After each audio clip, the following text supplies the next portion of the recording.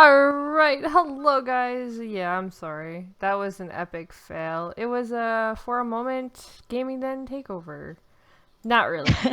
So welcome everybody to the 84th episode of the Console Corner. I am your host of tonight, SheWulf. And of course, as always, this is your number one source of all things gaming. If this is your first time here listening to the show, we dive deep into the gaming industry news, games, and everything in between. We even hook you up with some amazing deals with, of course, none other than Foxy Deals. And then we head on to, actually, it's actually before Foxy Deals, so it's actually first What's Out Now with Magic Mike. That's actually not in this script, which is kind of funny. But yeah, so make sure you guys check out, because we have, What's Out Now with Magic Mike, and then we have our amazing Foxy Deals with Fox. So I hope you guys are ready. But hey, before we get into tonight's topics, let's introduce the rest of the host of the Console Corner. First up we have is Lady Foxfire. Hey, what's up, everybody? Thanks for joining us in the chat. I missed the show last week, but we come and go. But just remember, we always come back. Yeah. We had 2 members missing last week, so... It wasn't the same without them. Yeah, no. Sorry. Just wasn't the same. And then, of course, we have up next, with no further ado, Nukem. Kaboom! It's Nukem back in the room. Another Console Corner as we get ready to roll out. It's going to be a doozy, and it is good to be back. I hate when we miss a few weeks, and yeah, we've been all over the board lately. But yeah, we are here, minus GKB, unfortunately, but back over to SheWulf. Of course, and last but not least, we have is the man who loves to dance, Magic Mike. Hey, what's up, everybody? It's glad to be back here. Sorry about last week. It was my anniversary, so I had to take the night off, and that caused a little bit of a not at all. But hey, it was. I had a great time with my wife, and that's all that matters. And I'm happy to be back here this week. We got a lot to discuss now. Totally worth it. Understandable, bro. No, he's not sorry, guys. He got like this cool flash tattoo, and trust me, he ain't sorry.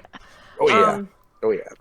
But so if you're listening to us live or listening to us later, please make sure you drop all your questions in the chat or in the comments below, because we do love to see and answer them each and every week. Just to give you guys that heads up. As we always do here on the Console Corner, we'd love to jump into what have you been playing. So going down the line, we'll start off with Newf. What have you been playing this week? I've been playing Forza 7. No surprises there. Been back on the Mass Effect grind. Been playing some things over in the PlayStation as well. A little bit of everything, really. To be quite honest, some NHL 18 as well, and even some Super Nintendo Classic. Nice. And yes, apparently I was wrong. It is the 85th episode. We have so many episodes, guys. I just get lost. Bear with me. I thought it was 84 for sure. It's all good. No, I think it's 85. No, it's 85. So, all right. What about you, Mike? What have you been playing? Well, I was pretty sick last week, so I didn't get to game as much as I would have liked to. But in the past 2 weeks here, I've been playing more Destiny 2 and recently Shadow of War. Absolutely loving that game. I can't wait to talk about it later. Of course. And Fox, what about you? Oh, wow. Well, I've been playing a lot. I try to narrow it down here a little bit. Played some Gears of War, because it had 4 XP, so that was awesome. Played some Injustice against Luca, and I got my ass whooped. What? Played some COD, because I've been kind of hooked on the remastered. Some Overwatch, because they got the new Halloween skins. Life is Strange episode 2, since it was accidentally leaked, and I couldn't wait until Thursday. And Hunter's Legacy, which is like a cute indie game that I got on sale last week.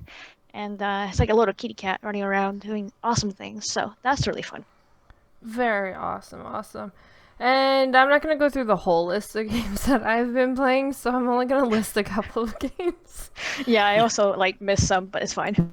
Yeah, so through my mixer, you just tend to play a lot of games. But I've played Shadow of War, we've played the Star Wars beta, we've played South Park. Oh my god. I've played Fortnite, and of course Friday the 13th last Friday. So yeah, a lot of different games. There's many other ones, but hey, if you want to see, this is a shameless plug. Go check out my mixer. Yeah.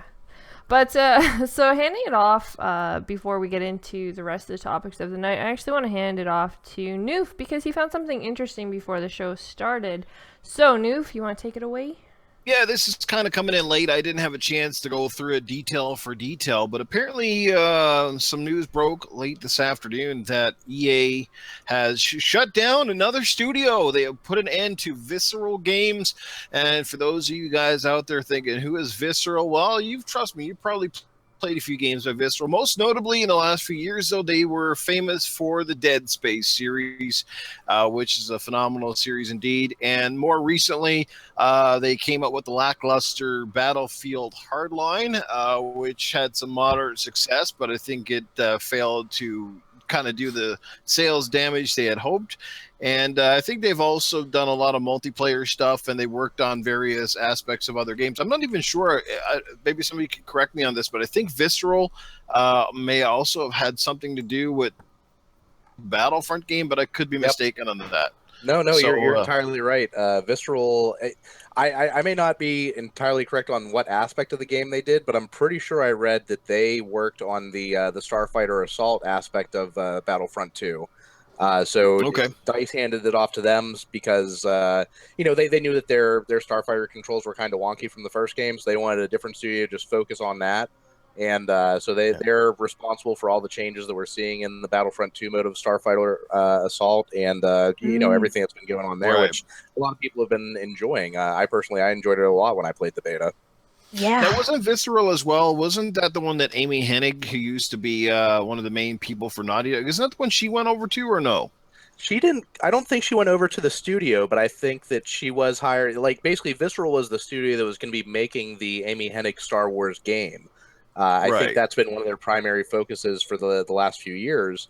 And I read that the game's not dead, so don't worry, people. The Amy Hennig Star Wars game will live on, but it's being handed off to another studio under the EA umbrella.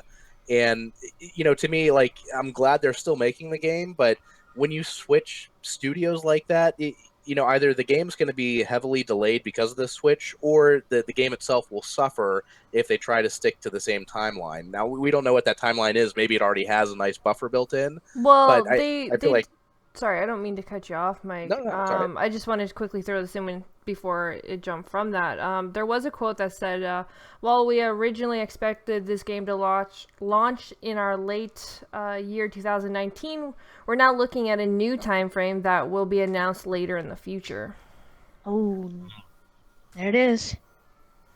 So it was a quote. And they also went into saying... stuff, of course, that we're in the midst of shifting as many of the team as possible to other projects and teams at EA. So not everyone's getting, like, I guess not everyone's losing their jobs or anything like that. They're just taking them out of that around. Section. Yeah. Damn. And still sucks to hear. Exactly. So for anyone who's not aware of, like, obviously the Battlefront games and stuff. This studio was behind Battlefield, Hardline, and Dead Space. So. Yeah. Dead Space. I mean, I love the Dead Space series. So it's sad because even though a lot of the people that work there are going to be shuffled around to other places within EA, the studio is dissolving. So you're never going to have that same team that put Dead Space together originally work on a sequel in the future. Mm-hmm.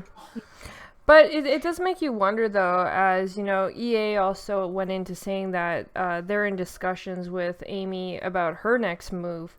So it kind of makes you wonder what exactly is going on behind enemy lines, I guess, as far as you can go into saying. Like, what is going on exactly with the situation? Like, why do you need to be in discussion about her next move on this? Like, as long as the game is still going on as, as it's supposed to. It's been a rough generation for Star Wars games. I mean, we got Battlefront and we have Battlefront 2 coming up soon, but even back on the 360, like we had The Force Unleashed. That was a great, like, narrative game, and we haven't really gotten those single player Star Wars narratives. Knights of the Old Republic, RPGs like that on the original Xbox.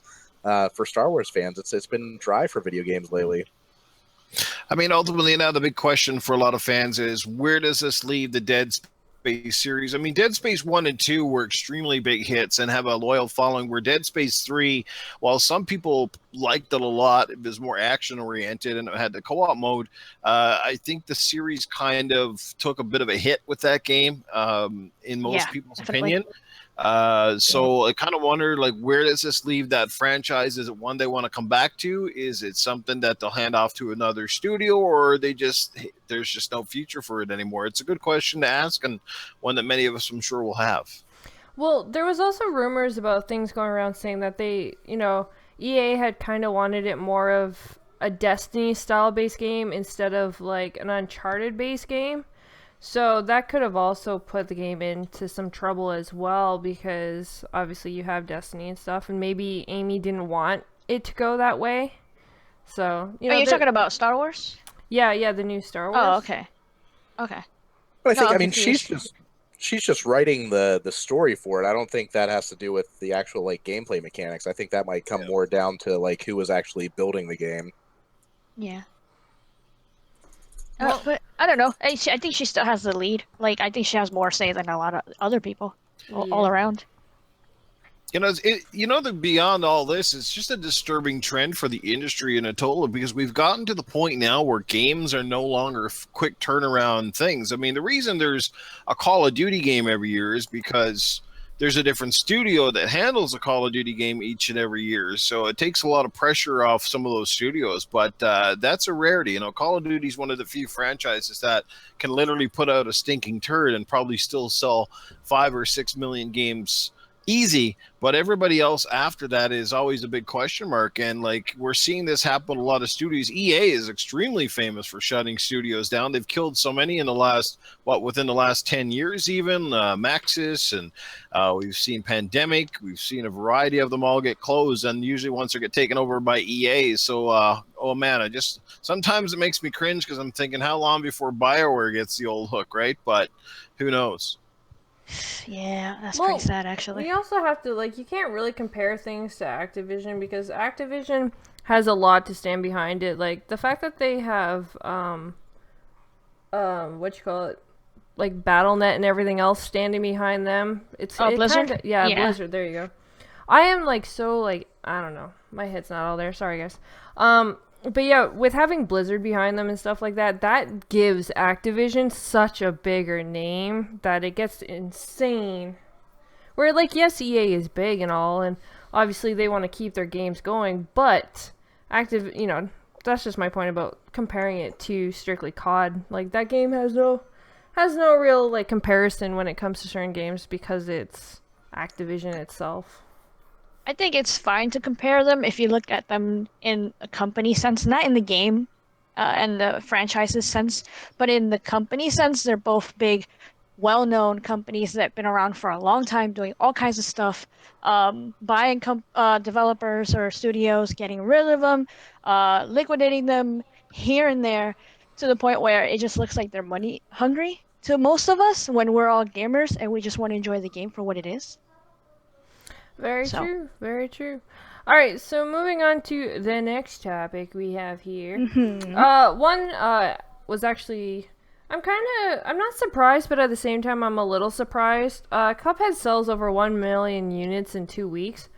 Now, a lot of people were kind of back and forth about this game, but we still knew there was still quite a bit of gamers that really wanted it, and the fact that it's only on the Xbox and it's can you really classify CupHead as a AAA title? No, I still don't. It's kind of like a AA title, right?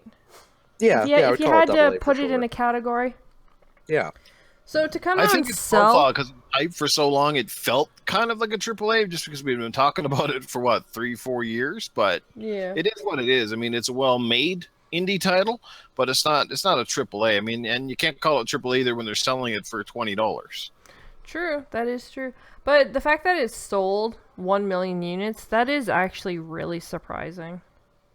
Especially for the amount of time in which it sold those units. And yeah, now some people say, well, it's because it was on Steam, but there are plenty of other Steam games that don't sell even 500,000 units in its first 2 weeks. So it just speaks that the game is good. It's just a really well designed game. It plays really well. People enjoy that, and people will buy things that are as excellent as Cuphead is. Yep. Yeah. Exactly. I think I'm not surprised it sold that many. Maybe this soon. I'm a little bit surprised that it's this soon, but overall, I'm not surprised that it has hit that much because, well, it's a very unique game. A lot of people have been talking about it because of the art style.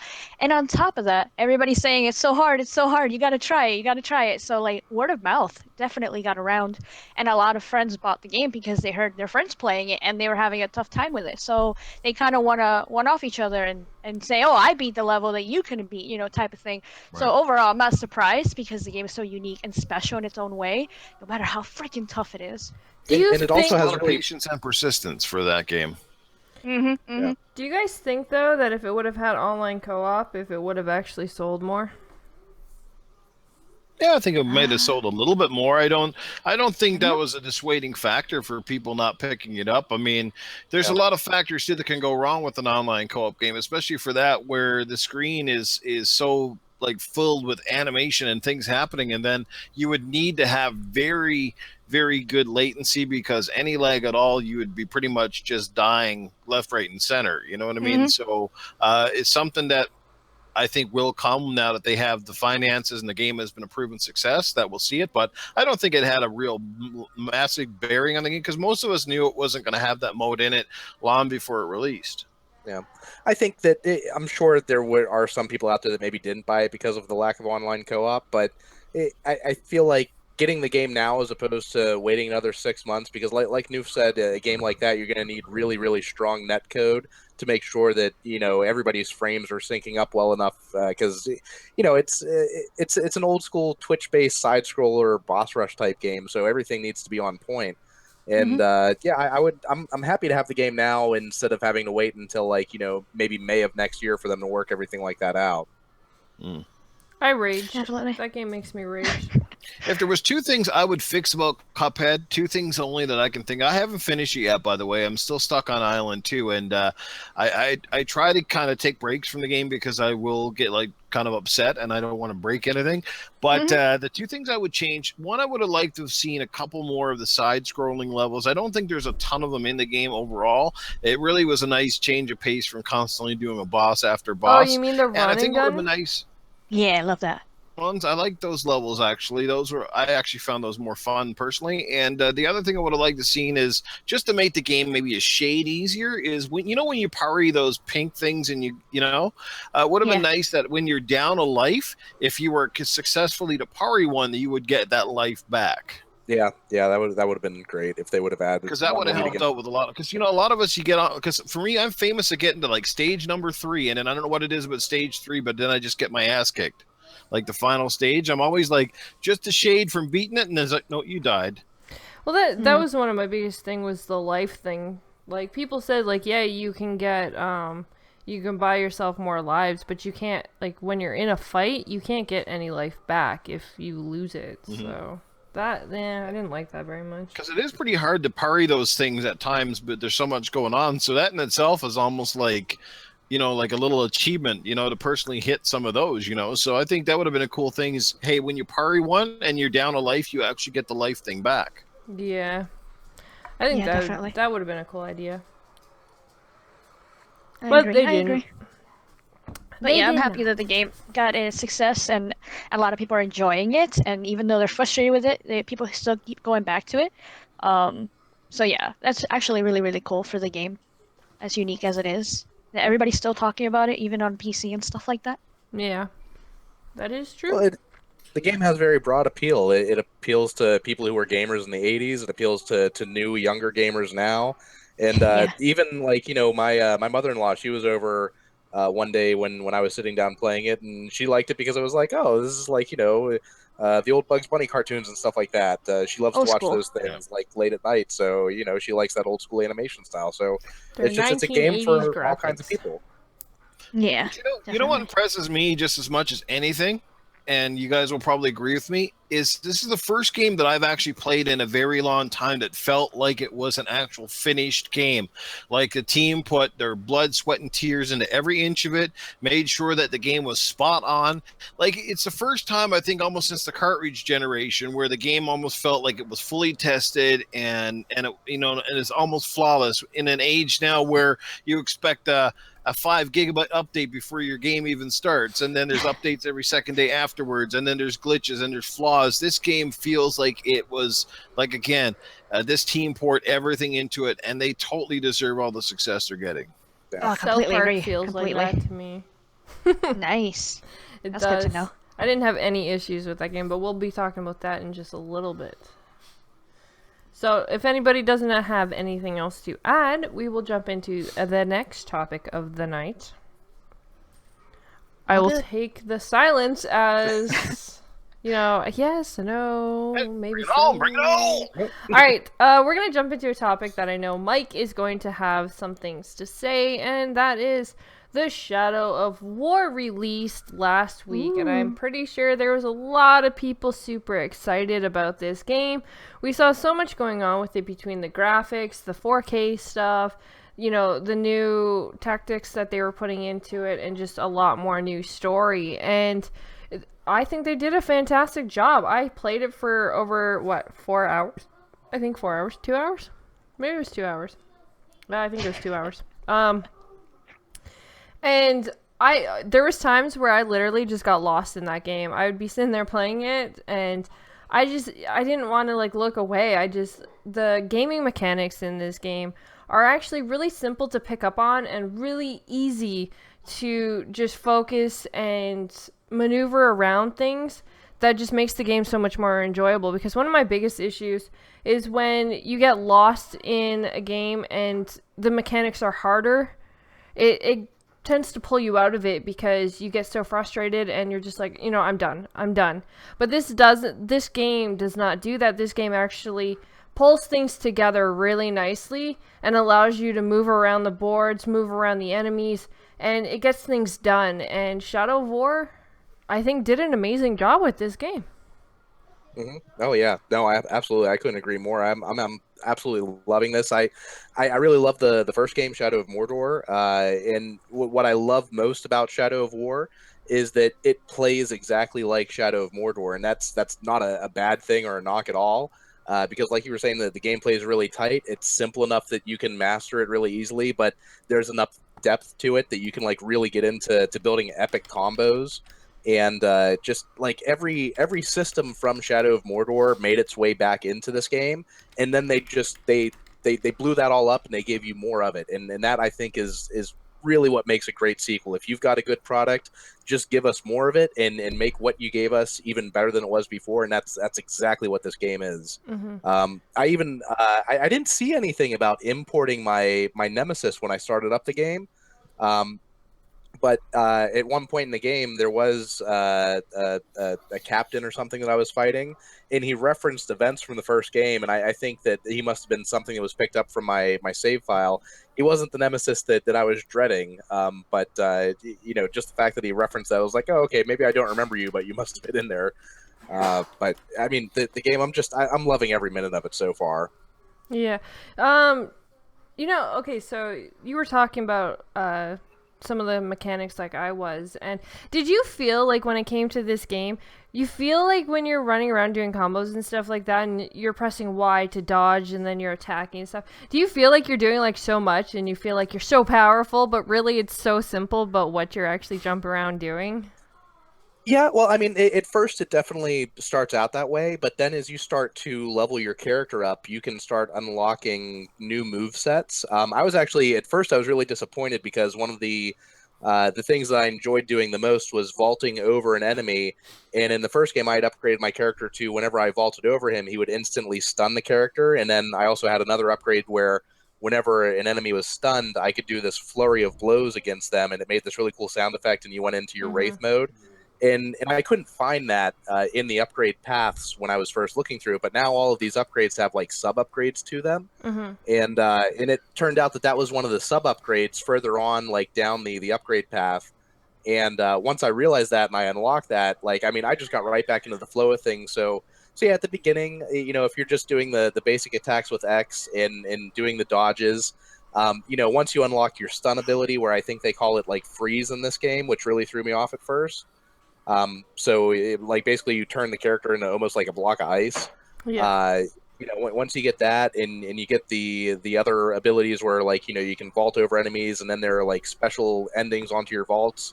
Even though it's simple as far as your button presses, you can't just like button mash. You'll still kill characters doing that, but if you really get into the intricacies of planning out your next move before the move that you're on finishes, that's when you can really start stringing together stuff that looks really awesome. And this game was just made for making like 30-second clips where you're surrounded by like 50 orcs, and then you go into your what is it, the Elven Rage mode, where you use the new Ring of Powers abilities to just start like destroying everyone around you. And Mm-hmm. I mean, I'm excited about the skills that I have to unlock next, like the one where when you're in the air, if you whip out your bow, it'll basically like freeze time, and you can like knock off enemies, like what we saw in the trailer last year.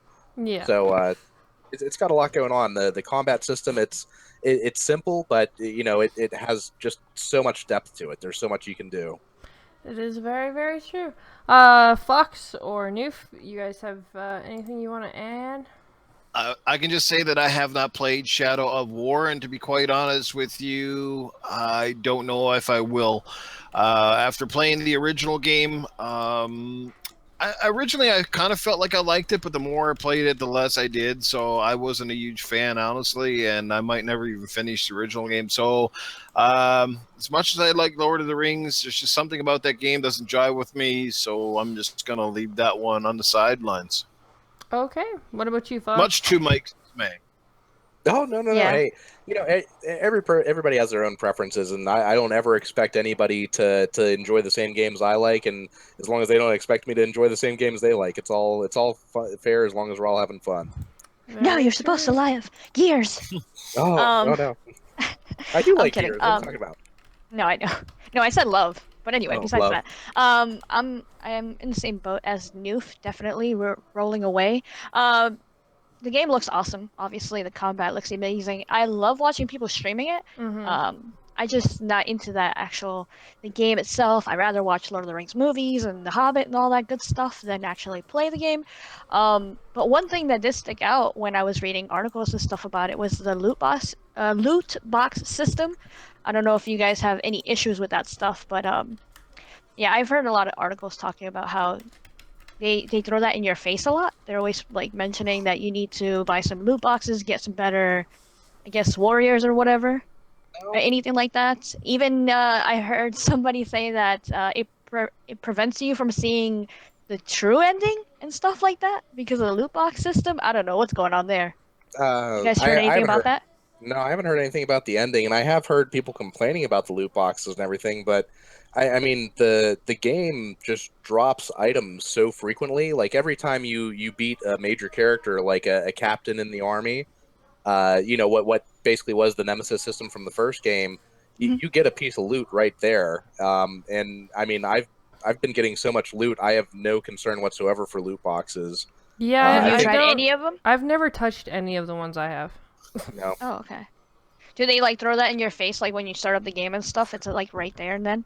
Well, I. so when you start out the game, it has all kinds of on-screen notifications, like helpful hints and stuff like that, Mhm. and it keeps showing you those. It's not like it shows it to you once and then stops showing it to you. They do keep popping up every time you load the game up. Right. Uh, but you can go into the options and disable those, and because they're Oh, they're so nice. frequent, if one of them does mention a loot box, I didn't notice it. After playing the game for a half hour, I just went through and turned all of them off because it was getting annoying. All the pop up prompts saying like to assassinate somebody do this or well, they don't call it assassinate because they don't want to blatantly say they're Assassin's Creed ish, but to stealth kill someone, let's call it that. Right. But yeah, no, I mean it tells you what the buttons do. It's got the button prompts as situational things that pop up. It got to be too much. Like I said, the game mechanics, if you played Shadow of Mordor, you don't really need those prompts. So I disabled all of them to get all the clutter off the screen. So if there are pop-ups about, loot boxes, I'm not seeing them. Yeah, Right. when I first started the game, I was reading some of them, but I never noticed any that were like constantly saying anything about loot crates or anything like that. So I was like, Mike, I just turned it off because I didn't need them, so it didn't really stick too far into my mind about them. And Yeah. I don't find I needed any form of loot boxes to even go through the game. And as far as I know, as for the story wise, I thought the ending is the story is supposed to be different for everybody. So regardless of kind of what you're doing with those, it shouldn't affect any part of the story, I would think. Right. Yeah. It could just be articles, people bitching about loot boxes and stuff like that, and it went a little bit overboard, or they're just annoyed with the fact that it is true there's a lot of loot boxes in a lot of games and everything like that. But I'm glad that you guys are still enjoying the game without that being thrown on your face or it bothering you. You can still enjoy the game for what it is without having to buy anything. So that's good to know. I don't Yeah, know and why a single player would need loot boxes to begin with. no, I was just gonna say, like, at no point since I've been playing this game did I feel underpowered, like my gear wasn't good enough or my character level was too low. Um, Right. so yeah, no, I mean, I know that they're there. There is one menu where it's like the first thing that is on the menu. I don't even remember which menu it is. It's not one that I'm in that often, but yeah, no, the loot boxes they're no concern to me because I just if I had the money and I wanted to power level my character and sure they're there, but I think that like I said, the game is generous enough with its loot that you don't really need them. I Nice. agree That's good to know. with Mike. Alrighty, well, I guess with that, what did you guys think about Shadow of War? Did you guys have any issues with loot boxes and all that kind of stuff? If so, make sure you guys leave comments below. We would love to hear your thoughts on Shadow of War and all that kind of stuff. So now we're going to jump into the first segment of tonight. Bang, boom, kapow, it's What's Out Now. Are those really the lyrics? Don't question my genius. Take it away, Mike. All right, everybody, welcome to What's Out Now, where we're going to be talking about all the awesome games that have been coming out recently. So let's take a stroll back in time a little bit, about 2 weeks ago, actually. We're going to go back to Wednesday, October 4th. So on the PC, the PS4, and the Xbox One, we were talking about it earlier, we had the Star Wars Battlefront 2, the pre-order beta opened up on that day. The same day, we had for the PC the release of Empire Lords of Seagates. This is an isometric RPG. When I saw screenshots of it and stuff, it reminded me of Diablo, but running kind of like a Gangs of New York mod, because it's set in New York City back in the 1800s. So if that's your boat, go ahead and check that game out. Then on Friday the 6th, the Battlefront 2 beta opened up for everybody that hadn't pre-ordered it. And then we're going to jump ahead a little bit to Tuesday, October 10th. That was my wedding anniversary, so it's a day that I will always remember. That was also the day that the game we were just talking about, Middle-earth Shadow of War, released for the PC, the PS4, and the Xbox One. We were just talking about it, so I'm not going to go too much into the description there. That same day, for the Oculus Rift, we saw a game come out called Arctica Point 1. This is a first-person shooter for the virtual reality system, and it's using the Oculus Touch controllers, so that was kind of its big selling point there. Then on Friday, October 13th, we saw for the PC, the PS4, and the Xbox One the release of The Evil Within 2. This is a survival horror game made by the creator of the original Resident Evil series. This sequel, I hear, is a lot more action-oriented, so if Resident Evil 4 is more your style, then I hear that you would probably like this game a lot. And I'm sure SheWulf's going to have something to say about that a little bit later on, because I know she's been playing it. Mm-hmm. Then, coming up to today, October 17th, we saw another game that I know SheWulf has been enjoying for the PC, the PS4, and the Xbox One, South Park: The Fractured Butthole. This is the sequel to The Stick of Truth. It is an RPG set in the South Park franchise. I haven't gotten a chance to play it yet, but I love the first game, and I can't wait to get this game. I know I'm going to enjoy it, because if you like South Park, then this is a game that you can enjoy. It's almost like watching a season of the cartoon, because the story is so well done. Then also today for the PC, the PS4, and the Xbox One, we had a game come out called Elix. Um, I apologize. I lost my paper where I had all my descriptions, and this game didn't stand out on much where I can remember what it was about. Also today for the PC, the PS4, the Switch, and the Xbox One, we got a remaster, but not a last-gen remaster. We're going to go back to our PS2 and OG Xbox days with a game called Rogue Trooper.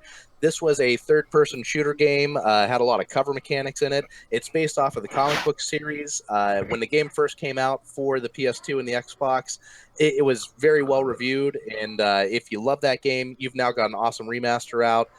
Or even if it's something you're interested in playing, it's definitely worth checking out there.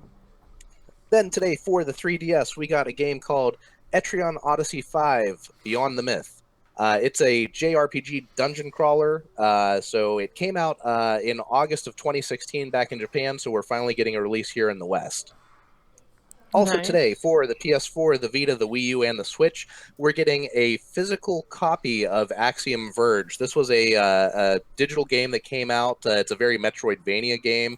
It released on the Xbox One not too long ago. Came out for the PS4 about a year ago.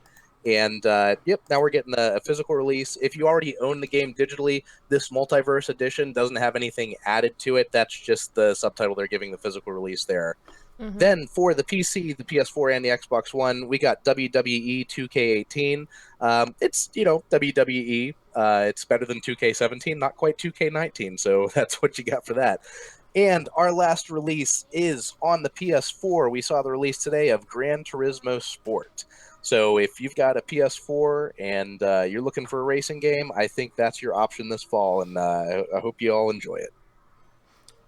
And that, everybody, is what's out now. So, Mike, I have a question for you. Did you lose your stick of truth in your fractured butthole? Oh, you know what? I hadn't put those together, so I declined to comment. That game has no. very disturbed. We'll get into that though. We will get into South Park in just a bit. All right, so the next topic we're gonna actually jump into is Star Wars Battlefront. First, we're gonna talk about the beta, and then we're gonna jump into some concerns that a lot of players have had. So, I'm assuming everyone had the privilege of playing the beta. Yes. What? Never yes, heard I of it. played Ah, she's got jokes now. All right. So personally, for me, I did enjoy the beta. I mainly liked Striker better than any of the other modes. I had wanted to actually play Heroes versus Villains, but of course they didn't offer that mode. They did allow 3 modes for you to try, and there was, I believe, one cutscene from the campaign, and what was the other? There was one more spot that they added in. I think it's like the arcade. I think there was like an arcade mode you're allowed to try. Oh yeah, they did have that. I didn't play the arcade mode, sadly, but I did play the multiplayers, and they were enjoyable. They were definitely different, and there was a lot going on and a lot to do. But like I said, I mostly enjoyed the strike mode, and oh my god, we actually beat that mode in less than, I think it was like a minute and a half. We actually beat it, and it was insane. It was like insane. What did you guys think? I enjoyed my time with it. I didn't really feel a whole lot of differences between this and the first Battlefront when it came to the I think they call it Galactic Assault is the mode that replaced Walker Assault in the first one. Mm-hmm. Yeah, I think so. But the addition of classes and like all the equipment and the loadouts and stuff like that is very appreciated and welcomed in the game. And I feel like once I get to explore it more when it gets out of beta and I have the full release, like what I played I enjoyed, but it didn't. I'm not gonna go raving about it. Mm-hmm. I really like the Starfighter Assault though. That mode was incredibly fun and much better than it was the first time around. Okay. What about Fox, Newf? Foxy? Okay.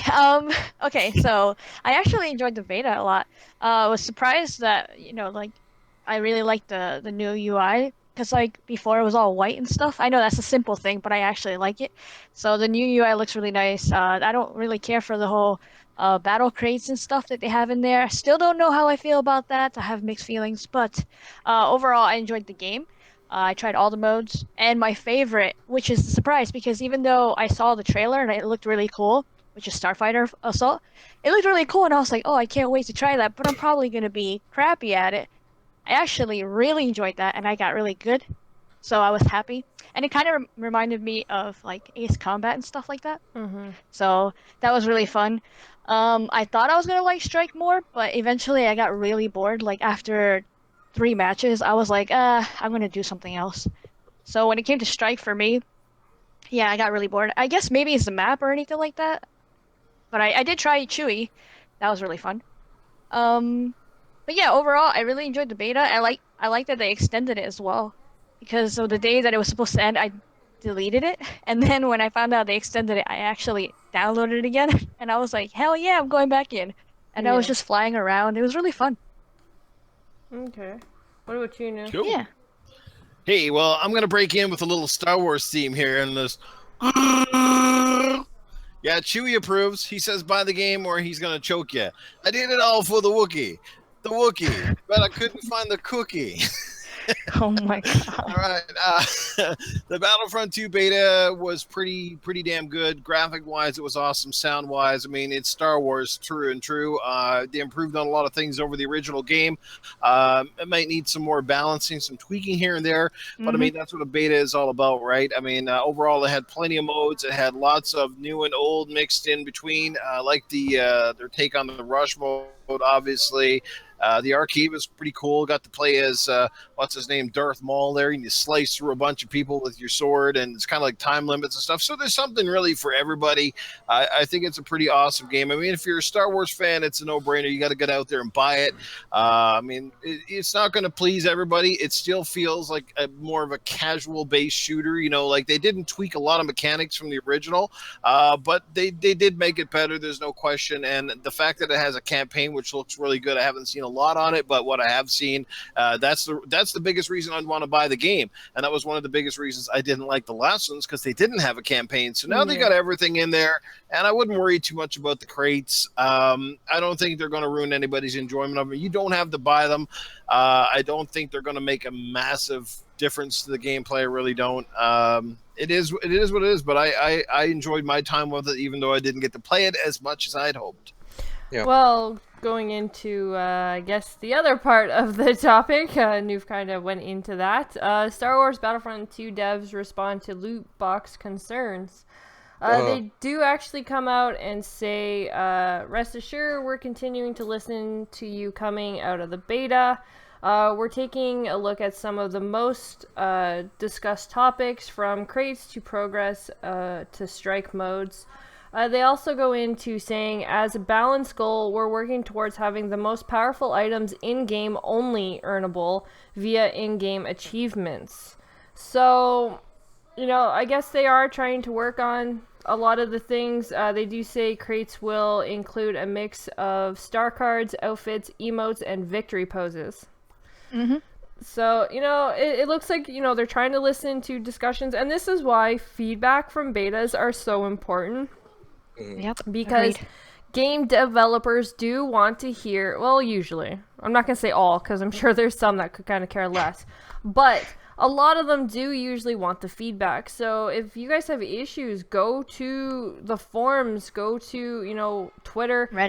Reddit. Yep, and tell them what your issues are, because things like this, you know, they take care of it. They, you know, if nobody would have said anything and just complained about it to themselves, it would have never got, you know, they wouldn't have even looked at it. So I'm glad to see that they are fixing things if there is an issue, because there was a lot of people saying that they feel like it's too much of a play to win. And of course, that will pull people away from games very quickly when it comes to multiplayer games. Yeah. So the fact that they're looking into stuff like this, I'm really happy to see. What do you guys think about that? They still haven't convinced me that it's not pay to win, because even though they're saying the most powerful stuff you have to earn in game, that doesn't mean that, you know, these loot crates aren't going to be like a pay to win for an early game power up to basically get that advantage over other people. So like, I'm glad the most powerful stuff isn't in the loot crates, but at the same time, you're just saying like, hey, you can buy loot crates until you get up to this level, and then you have to earn it. But still, it's like that early in-game jump that other people aren't going to get. Yeah. What about you, Yeah. Fox?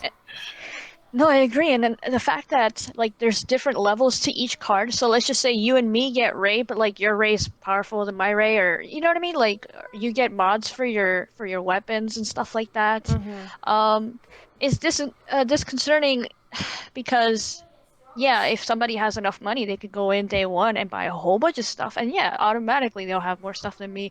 I don't know. It is kind of weird though. I hope that they balance it out properly, with the whole multiplayer and everything. But I do feel like there's gonna be people out there mowing others down because of what they bought rather than what, you earn or Yeah. whatever.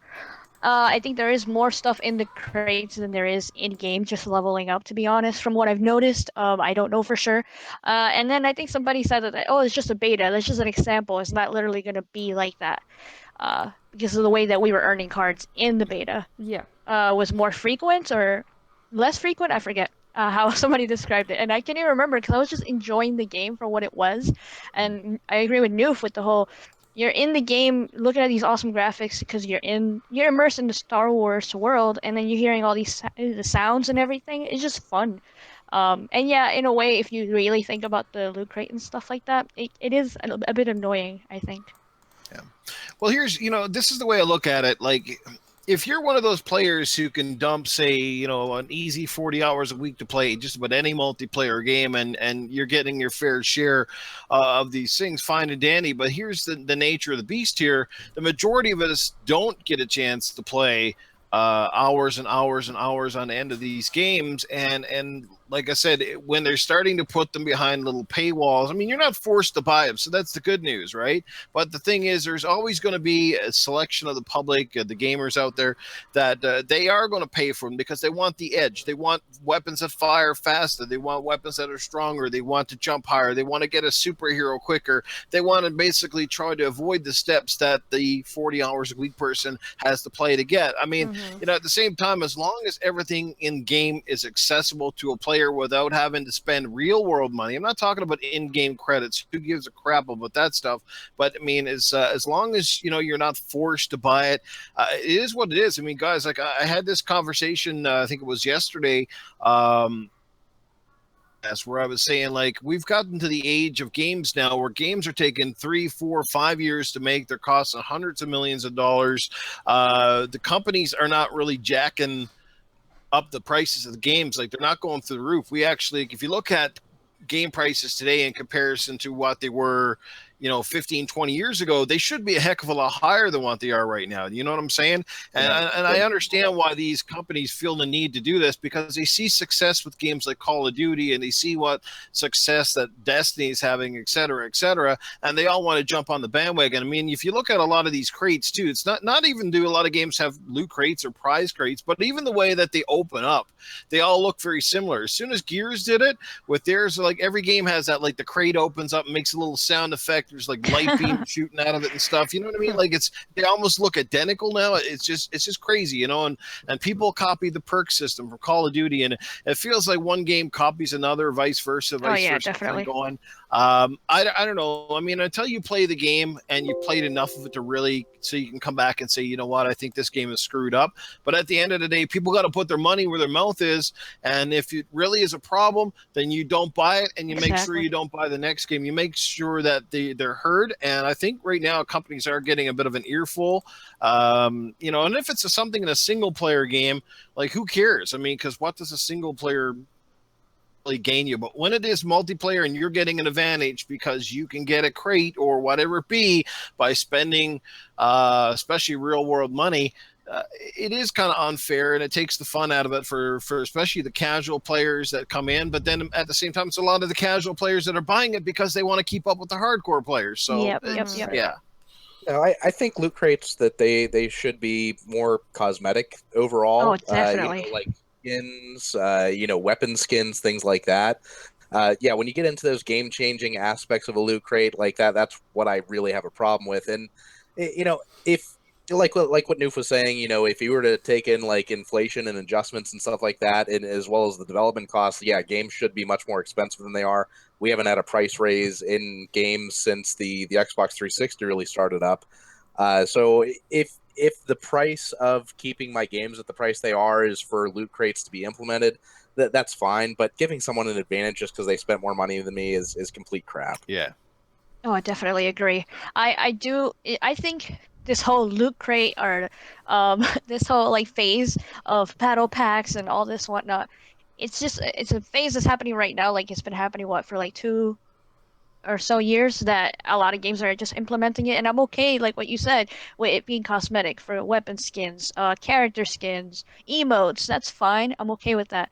It's when you start adding Yeah. mods that go on your weapons. Well, I'm looking at you, Destiny, and for yeah, and for Star Wars the same thing. And then on Star Wars on top of that, they add mods or like power-ups to your ships or your characters. That also sucks. Mhm. And then some people are having the discussion to the point where it's actually getting pretty serious, and they're like, this is like gambling, or this is pay to win and stuff like that, which is a bit scary when you're just trying to enjoy the game and you don't want to have to deal with all that other stuff. Yeah, I just want it to be optional and it just be a fun thing to have on the side, not like I have to keep up with everybody else who has the cool power-ups or the mods on their weapons. I don't want it to be like that, but we'll see how it goes because I feel like they're kind of testing the waters. If they get negative feedback, then other game developers will be like, well, we're not going to do what they did because EA messed up with Star Wars, so we're going to just keep it with cosmetics.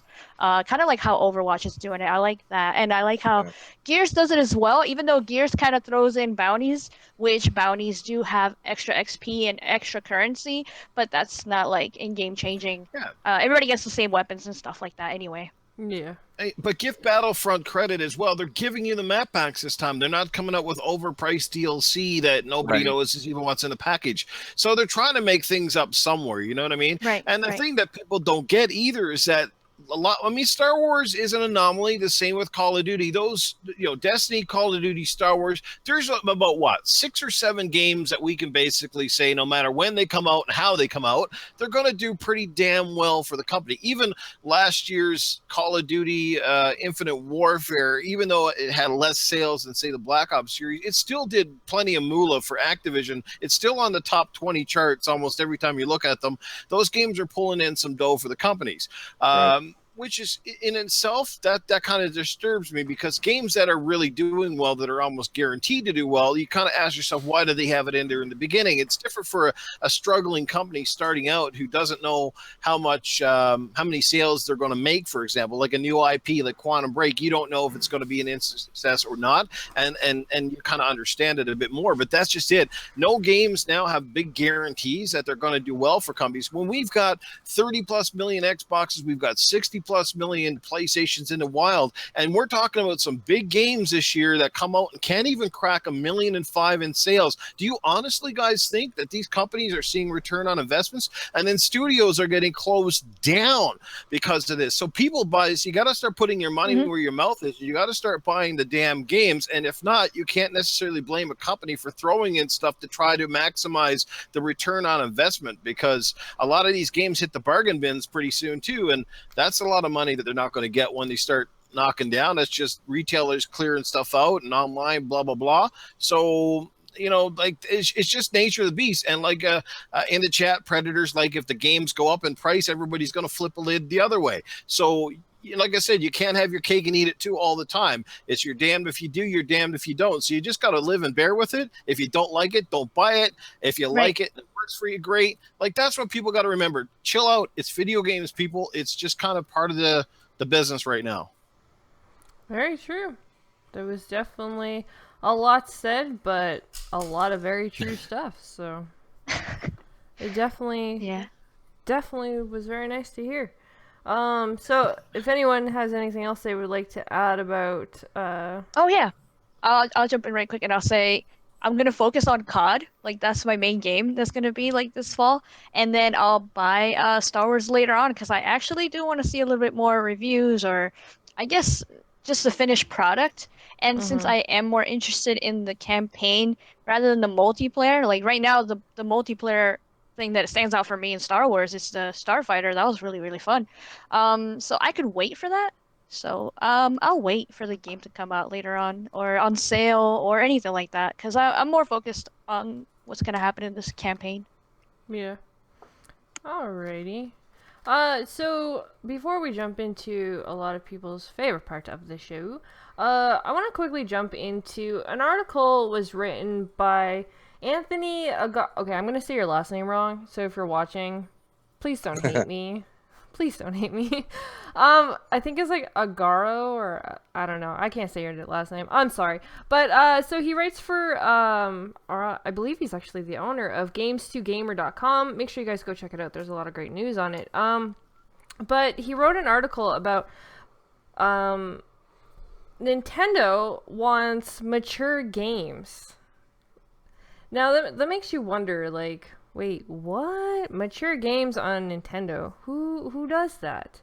Well, I wasn't surprised by it, but what I was surprised was that they're relying on third-party developers to make mature games because Nintendo is probably got some of the arguably best first-party studios out of all the three console manufacturers. Mm-hmm. No one can deny that Nintendo first-party games sell and they sell amazing. So why wouldn't you want to give these amazing developers the chance to branch out and perhaps create that first-party mature style game? Having mature games is just going to broaden the audience for the Nintendo Switch, which I think is a great thing. So yeah, why rely on the third party? Or maybe is it because your first party is so good at making the kid-friendly games they feel it's too far out of their wheelhouse to step into mature territory? Yeah, that's true. So they quote and say, developers say more titles for a mature audience are coming after Nintendo encourages them to publish a wide range of games for the Switch. And I think it's a good idea because, again, like a lot of us have said, a lot of adults play the Switch as well. And yes, the younger generations are obviously the new generations of gamers, but at the same time, it's usually adults that are paying for them.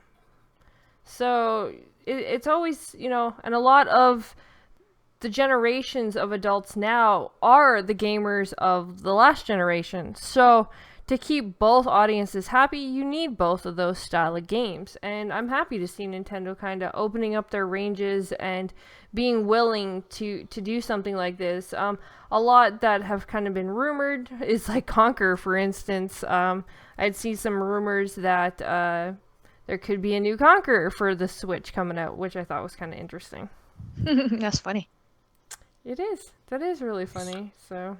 But when it comes to the M-rated games on the Switch on Nintendo, I don't know. I'm not surprised. I guess since I heard about Wolfenstein going to the Switch, I guess that automatically set a switch in my head. Oh wow, that was no pun intended. It it set that light off in my head when they said they were gonna put Wolfenstein over there, like later on. So to hear that they want more and they want third parties to work on that, I'm not surprised at all. I think it's interesting though to have that different type of games on the go, not just the usual kiddie games that we're used to Nintendo doing, the first party stuff that we're used, seeing. So to have, different style games wherever you go, that would be awesome. That is true. What about you, Newf? Do you have anything you'd Well, like I to add? love the direction Nintendo's heading, and I hope this is a trend that picks up and continues. But really, you know what? Well, I applaud them for starting to get more of the mature content.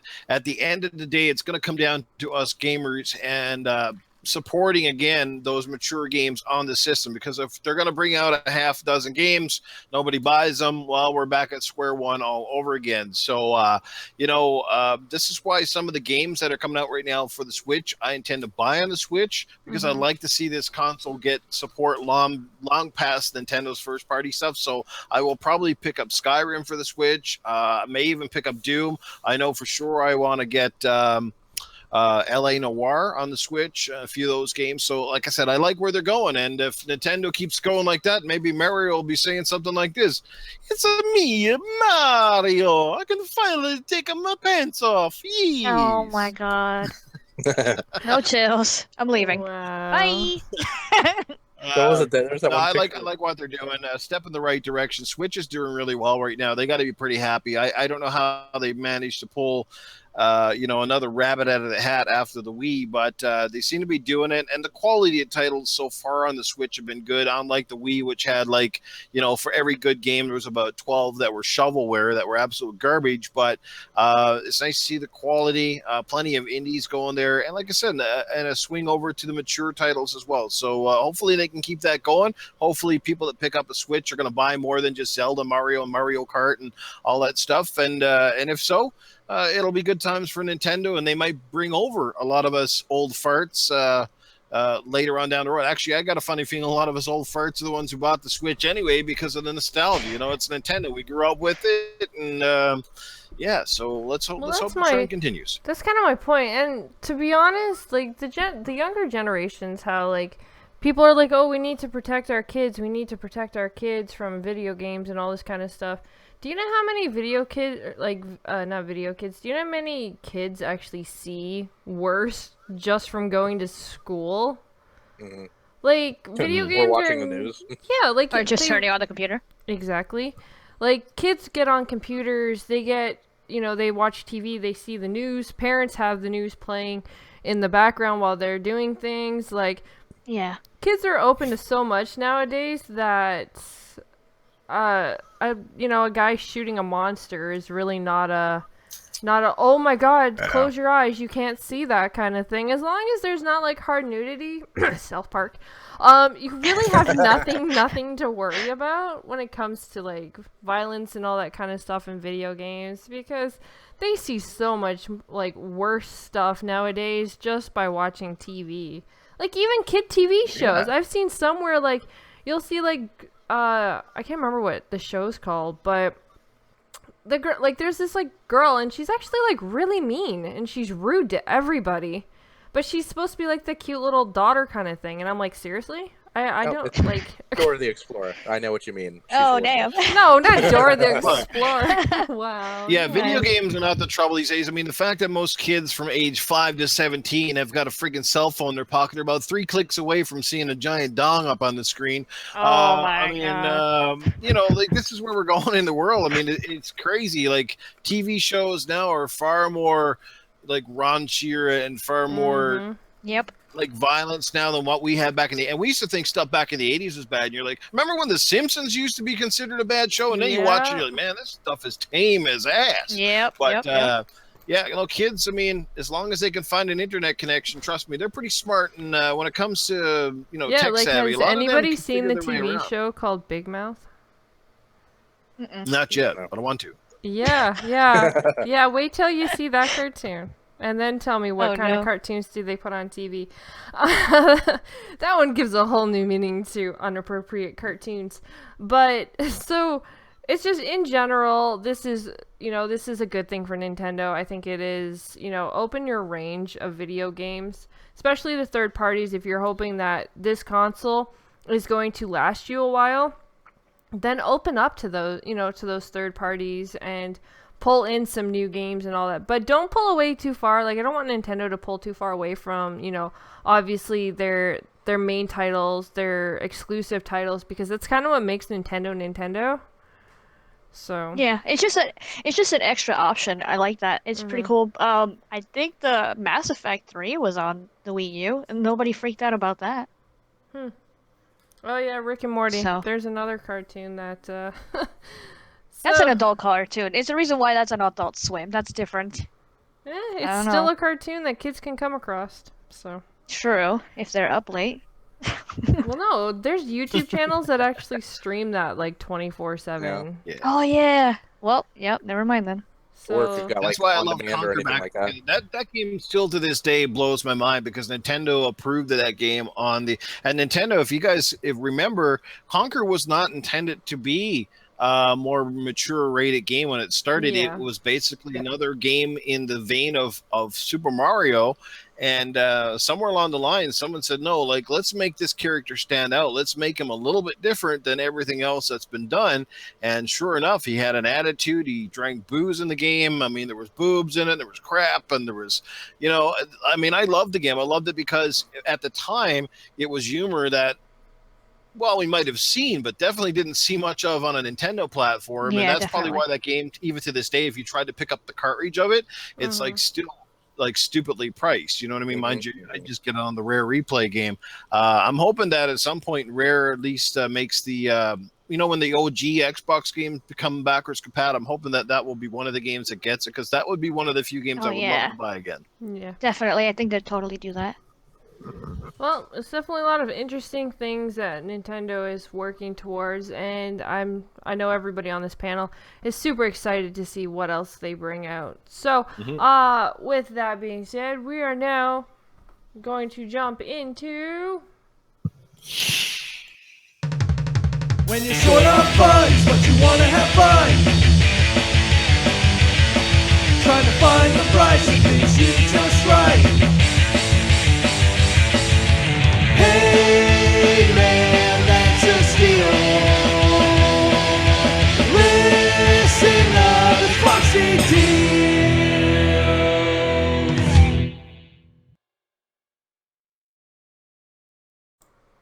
take it away, Fox. Hey everyone, so I bring you the Foxy's deals around. Hopefully you guys stuck around and you're enjoying the show so far, so I really appreciate everyone in the chat for hanging out with us. Don't forget to pick up your free games with gold that just recently came out, like the Turning Test and Medal of Honor. But besides that, today's deals with gold, these are the ones that stood out to me. They are The Witcher 3, the complete edition, that is $20. We have Damn. Yeah, I know, right? Fancy. And also, on top of that, they have like the like expansion pass and stuff like that on sale as well. So if you guys already have the game and you just want the expansion pass, that's on sale as well. We have Battlefield 1 Revolution, that is $30, which has everything. And also if you just have the regular game and you want the premium pass, I believe that's on sale for 25, I believe it was. Um, then we have Star Wars Battlefront 1 and Ultimate Edition, which has everything. And maybe you don't feel like having EA access right now, but you still want to enjoy the game before the new one comes out. That is $4.50 with everything. Nice. Yeah. That was shocking. We have some 360 games on sale. Fallout sale. Uh, I think New Vegas and Fallout 3 are less than $8, and then we have Fallout 4, the Xbox One Game of the Year edition, and that is 40.19. That's kind of like a weird price to have. 40.19. But anyway, that's on sale. So if you guys want to pick that up, definitely that also has everything. And then we have another 360 game that is Red Dead. That's on sale for $10. The 360 games that I mentioned are back compat, so you guys can play that on your Xbox One right now. Let's move on to the PlayStation Plus discounts. They do have Sale of the Dead, where they have a lot of like Halloween scary based games on sale, like Resident Evil and stuff like that. I one that stood out to me was the Telltale Undead Survival Bundle, which has a lot of the Walking Dead Telltale games, and also it has 7 Days to Die, which I thought that was pretty interesting. Nice. And all that, well, that bundle in particular, that's 22. So I thought that was pretty cool. Um, like I said, they also have Resident Evil games. And then they also have The Witcher 3 for $20, and that is the complete edition as well. Mhm. And then another game I'm gonna throw on the side because for my sis, SheWulf, if you're on the PS3, you can get Alice Madness Returns, the Ultimate Edition, for $5. Oh, what? So that is actually pretty cool. I wish it was back in Pat though. Wouldn't that be awesome Yeah. to play it on the PS4? But anyway, I played on the that's the Xbox X. One. Yeah, definitely. um, and also don't forget to pick up your PlayStation free games. I believe it was what? Medal of Honor, Phantom Pain, I believe, and Hue and stuff like that. But anyway, um, on to some other deals that I found online for you guys. Resident Evil, the Gold Edition. This is Resident Evil 7, by the way. This is the Gold Edition, which has everything. It's on sale right now at Best Buy. Especially if you have the Gamers Club unlocked. It's 24 for PlayStation and Xbox. Damn. So it's actually pretty awesome. And you can order it online as well, and I believe that is free shipping.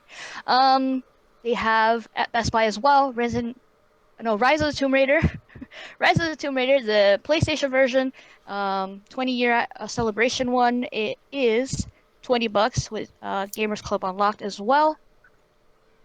We have at Walmart, they have the gray Xbox One S bundle with the Battlefield 1.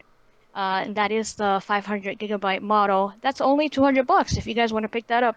I was actually going to get the gray Xbox One until I saw the Gears. Then I was like, well, of course, I'm getting Gears first. But if they never did a Gears system, then I would have got the gray one because it just looks really cool. And then GameFly is having a sale on all their used games. So if you don't mind picking up some used games from there, or you already have an account with them, check out what they have. Maybe you're interested. And I mentioned, yeah, they're all physical games. Walmart, Amazon, oh, not Amazon, Best Buy, and GameFly, they're all physical. And GameFly does have free shipping for all their used games. So if you guys are interested in that, if you have any other stuff you guys want to add, let me know. I do. I actually have one.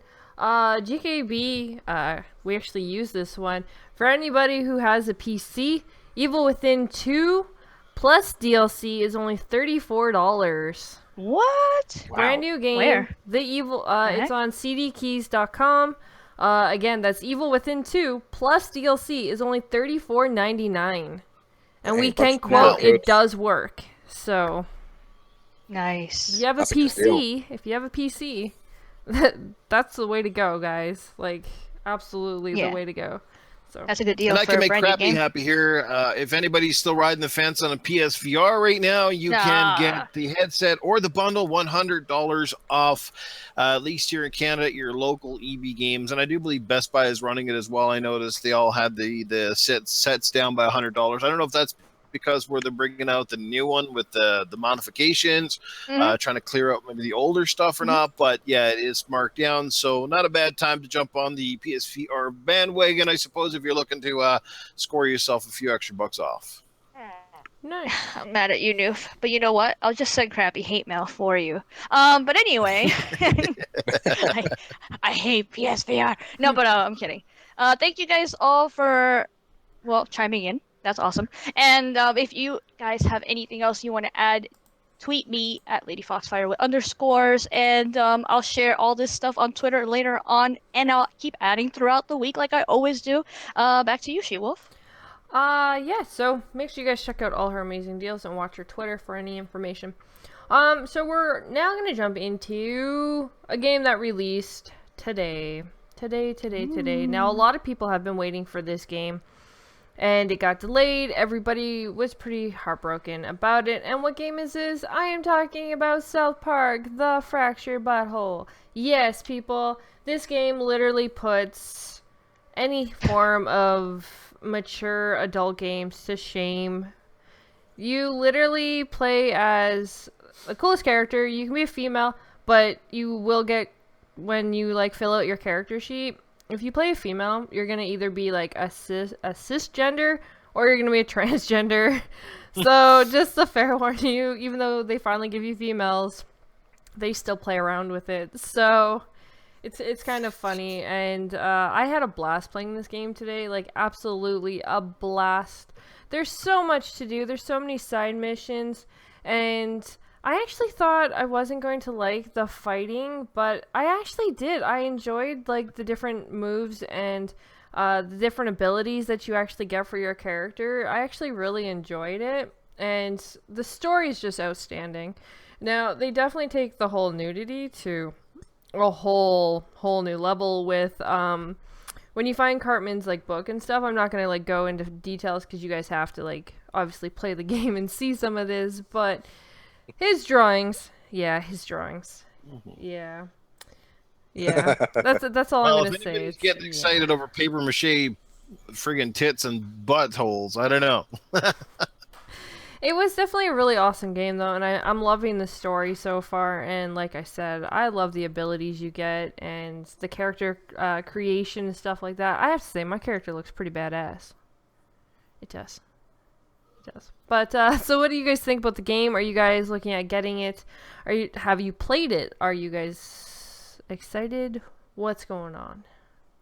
I'm very excited for it. I love the Stick of Truth, and I mean I just love South Park, the television show as well. So I know this is going to be a great game for me, and I can't wait to get into it. I haven't picked it up yet, but I think I'll be getting it this weekend here coming up.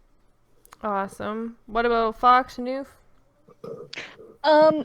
Not my type of game, but I enjoy the story. I watch my younger brother play. Well, he's not little, okay? So first of all, let me just put that out there, guys. He's my younger brother, but he's still like, what, 27? I don't fucking know. Anyway, He's old So enough to I be watch- playing the game, so don't think she's Yes. being a bad sister. yeah, exactly. I wouldn't let him play otherwise. But he's awesome, and he plays the game, and we just sit there and laugh our ass off. So I can't wait for him to pick it up so I can watch him play it. But I did enjoy watching your stream today. That shit was hilarious. I was I like, what is know. going on right now? Some weird stuff was going on, but it was funny, and I know Mhm. exactly what you're talking about when you pointed out that book and the drawings. But I I went like like that. slow motion opening that book so everybody could see everything. Yeah, the game looks fun, entertaining, totally worth it. Just like another episode. The combat looks actually pretty decent. I Yeah. can't remember exactly how the other one was because my brother played it back when it first came out. But yeah, it looked a little different, but I don't know like how like I guess the whole you actually playing it and doing all your attacks and stuff like that. Like I don't know if it's better or worse. You said you liked it, so hopefully my brother likes it as well. Yeah, So yeah, it's so old, like it's been so long since I've played the first one that I really Yeah. don't remember exactly how the other one Yeah. played, but yeah, I actually I know a lot of people have been complaining that like the fighting is a bit slow and a bit I honestly had no issues with it. I liked how it was and how, you know, you had to like take your skills and go back and forth and all that kind of stuff. So I enjoyed it. I liked it. So yeah. As far as It myself, looks really I fun. don't play the Stick of Truth, so I don't really know what I'm getting into if I pick up the new game. I mean, there's a lot of similarities, I'm sure, between the two.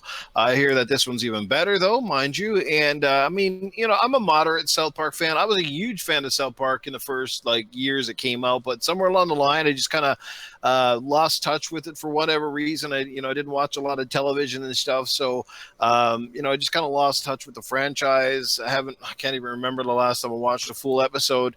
I mean, I still find their humor funny, and I think it's a game I will definitely like to give a shot at for sure, and I may pick it up eventually.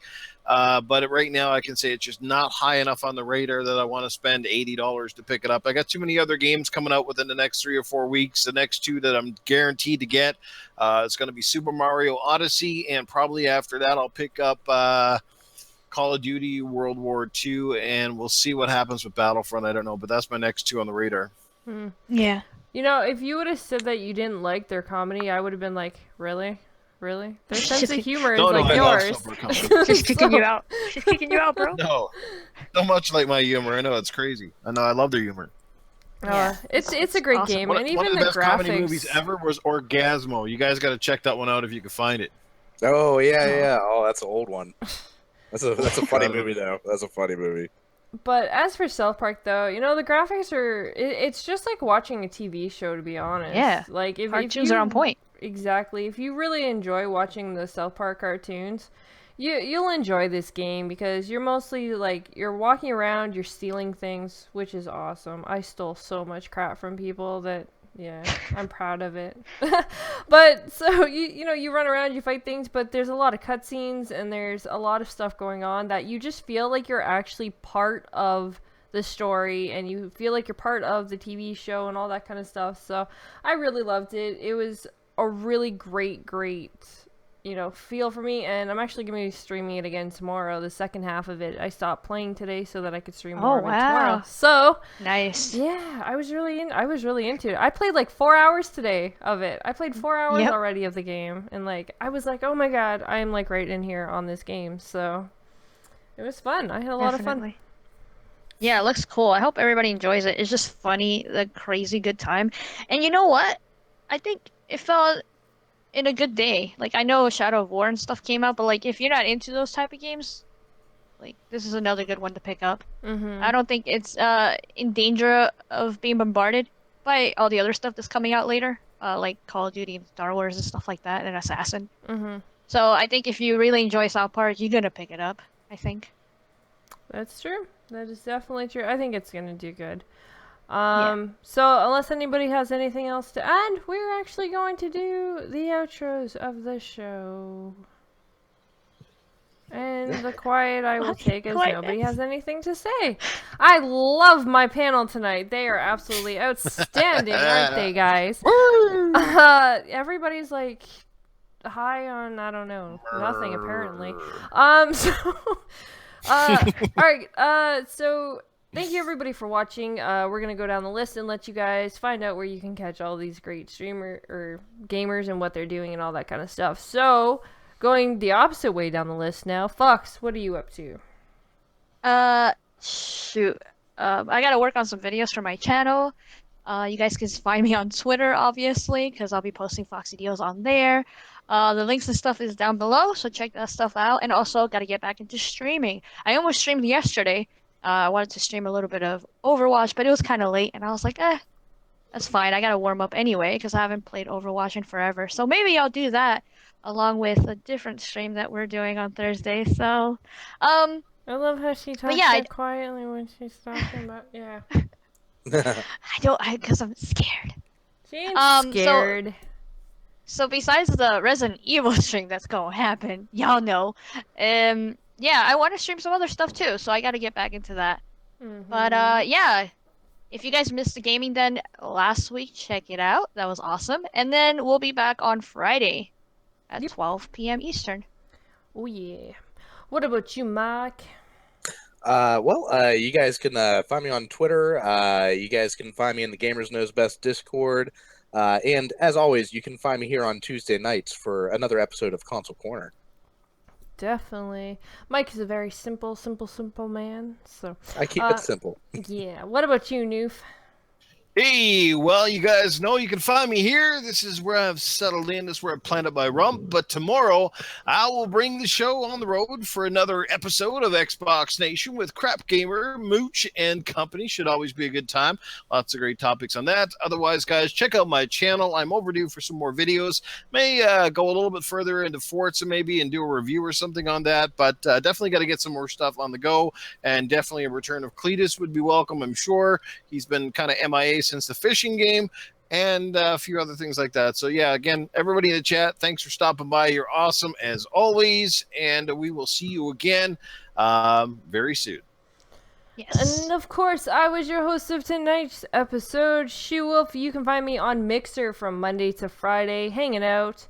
I stream from 8:30 a.m. Eastern Time till 12 p.m. Eastern Time, and I play a lot of different games. And because it's the month of Halloween, I actually have been dressing up for some of my streams. There was an awesome one for Friday the 13th, if you missed it last week.